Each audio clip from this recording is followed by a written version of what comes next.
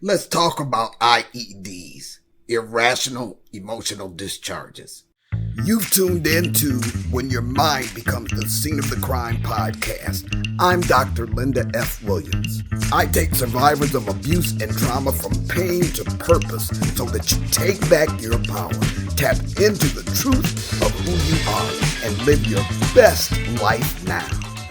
It's a constant battle fighting our mindsets after we've been traumatized. So, since this is a battle, let's talk in battle terms. We already know that on the battlefield, there are what we call improvised explosive devices. And these are booby traps that the enemy puts underground so that you don't even know they're there. Now, the way it works is that once the soldier steps on that, you don't necessarily get a result from just stepping on it. What happens is when they bring their foot off of the device, it explodes and causes all kinds of damage.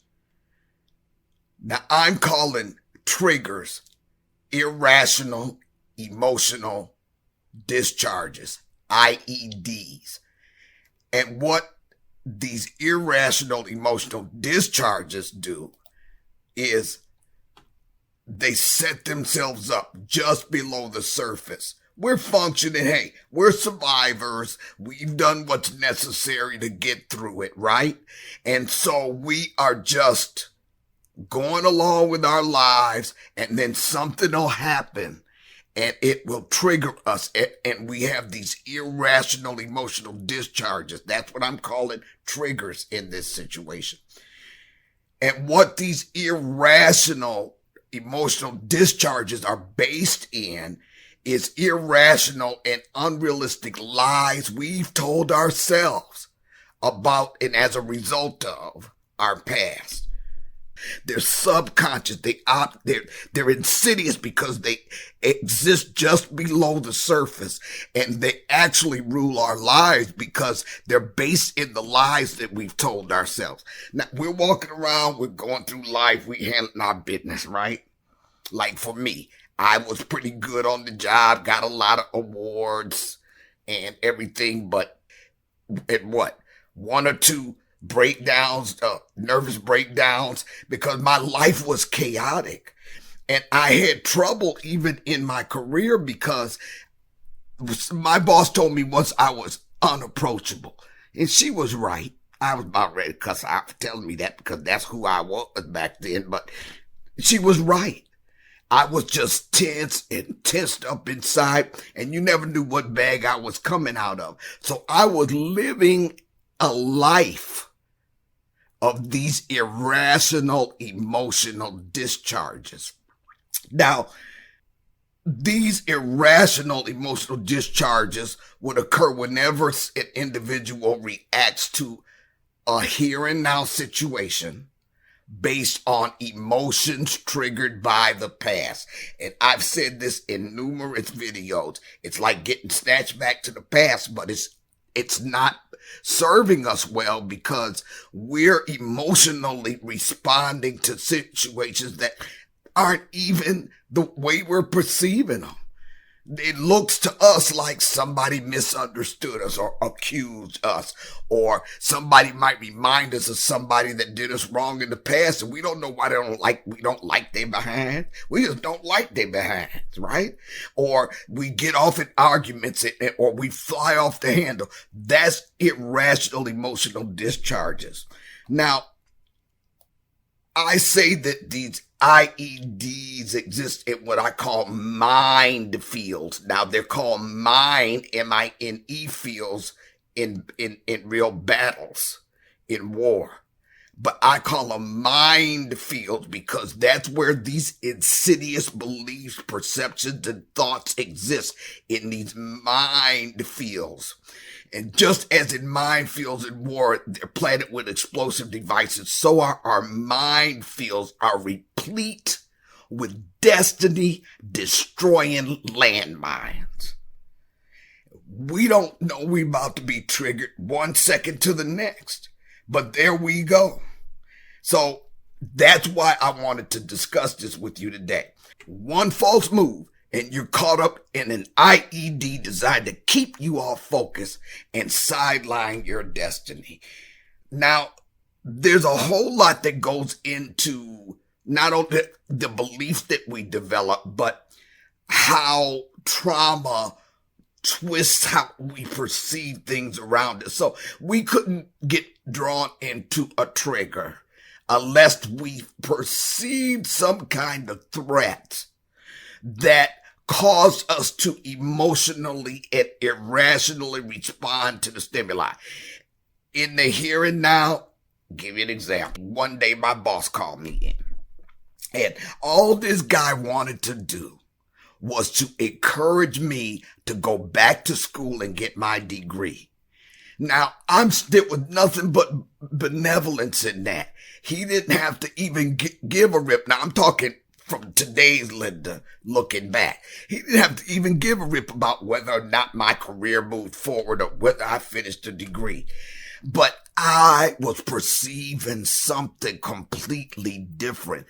I cried and cried and cried, and I did not respond well to that. I wish I could remember what I said to him, but I was hurt to my core. Now, that was an IED because that man wasn't trying to hurt me. He wasn't accusing me of anything. He was just telling me, I really want to see you get your degree so that you can move forward in your career.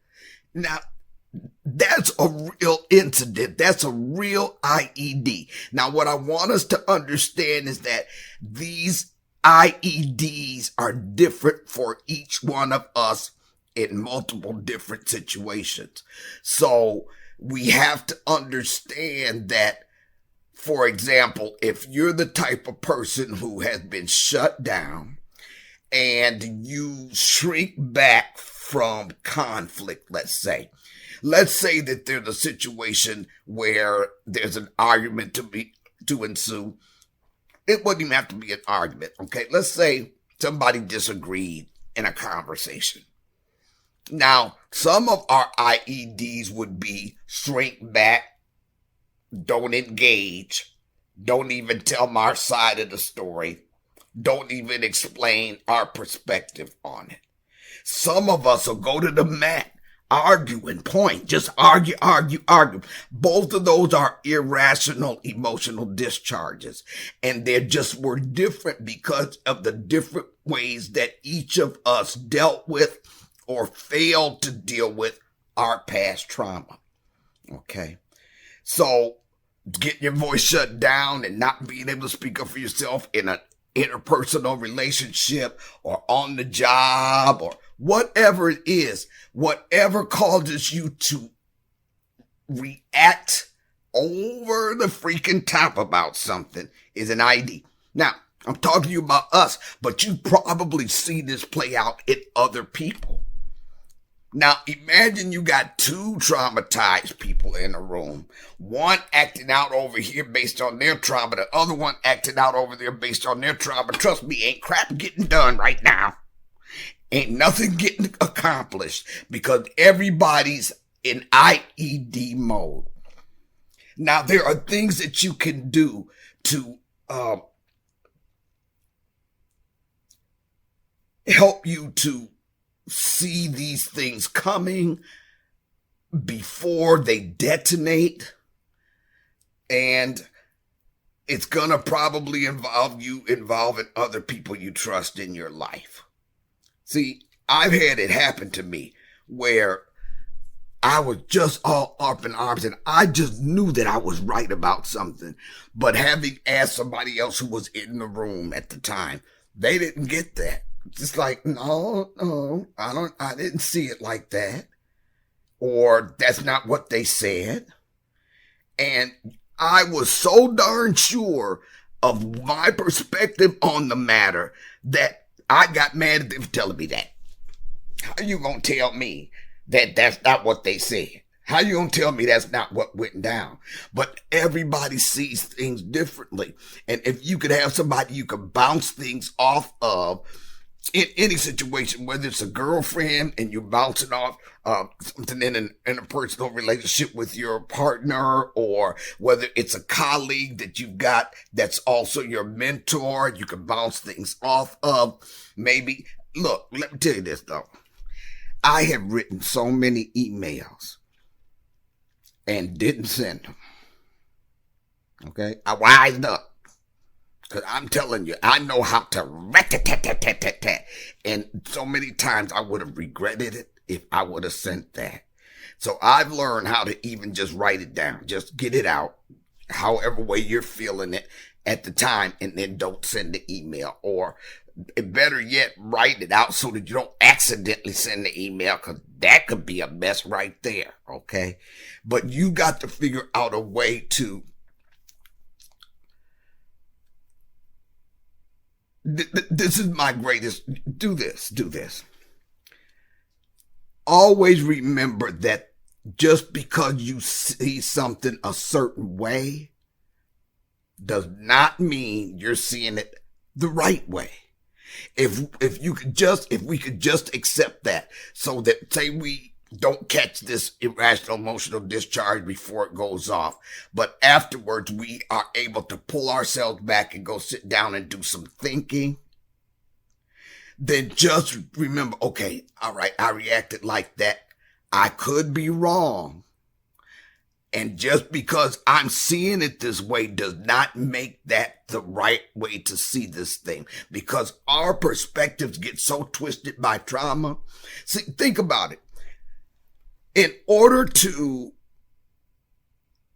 have a perspective on something, you have to perceive of it. So say ABC happens, I perceive that ABC happens, but I'm perceiving ABC from a traumatized perspective through traumatized glasses, okay? Based on seeing ABC through these traumatized glasses, by the time it hits my brain, it's hitting it absolutely differently than ABC objectively went down.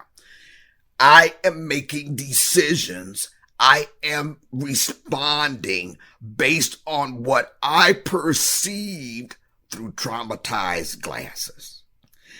This is what has us messed up in relationships of all kinds. I'm making decisions based on a traumatized perspective that is twisting reality. So every decision I make because of that perspective is going to be wrong. Choosing the wrong boyfriend, choosing the wrong career, responding to a boss the wrong way.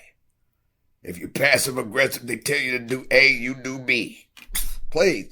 Look, it's just a holy mess waiting to happen. It's a hot smoking mess in our outcomes.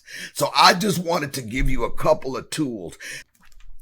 What I learned in my professional career was that all of the times that they sent us to emotional intelligence training really didn't benefit it. Please, look, I didn't see any change anywhere, least of all in me, after going to 2 or 3 of those trainings.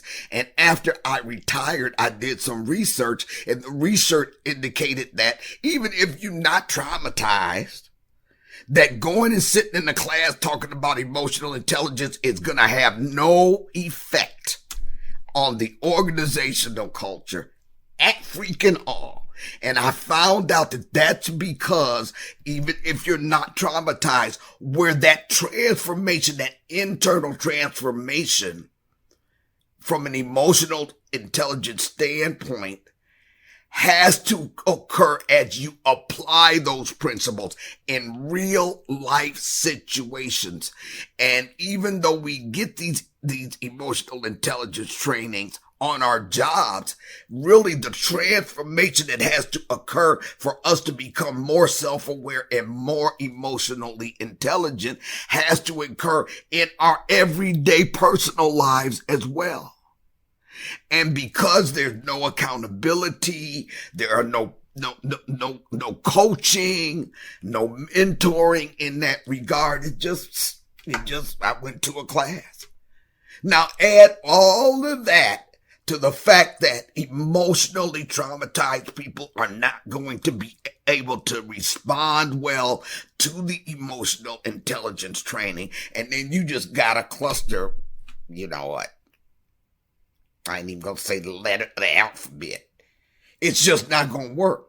So I did the work. I spent months creating this masterclass on emotional intelligence just for the emotional intelligence survivor.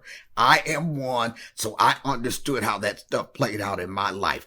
I'm going to put a link below so that you can go and check out the masterclass. See if that's something that might benefit you. By the time you get to the end of that, you have the actual step-by-step game plan that's going to walk you straight out of trauma brain so that these IEDs no longer rule your life. I'm just saying, put a lot into it. Take a look and see if it's something that might benefit you.